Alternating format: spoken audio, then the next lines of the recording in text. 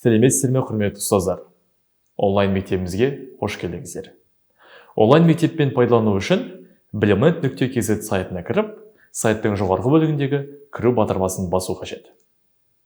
Бұл жерде әрбір ұстаз өзінің ЖСН-ін теріп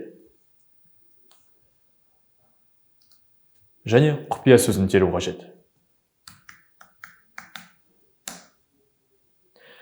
Мұғалім өзінің аккаунтына кіргеннен кейін басып беттегі оқуды бастау кнопкасын басу қажет.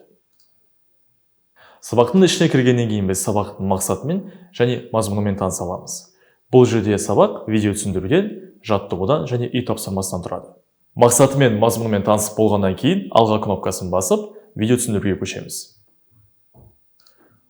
Ойнату кнопкасын басқаннан кейін бұл жерде әрбір мұғалім видеоны соңына дейін қарамай, кез келген уақытына дейін жылжытып алуына болады.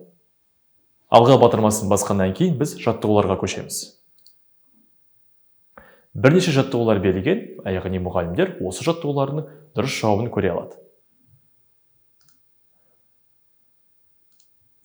Жаттығулардан кейін үй тапсырмасына көшейік. Үй тапсырмаларының барлығы тест сұрақтарынан тұрады. Бұл сұрақтардың да дұрыс жауабын біз көре аламыз. Сабақ аяқталғаннан кейін сабақтың қорытындысы әр бөлім бойынша қанша пайыз жинағанын көруімізге болады.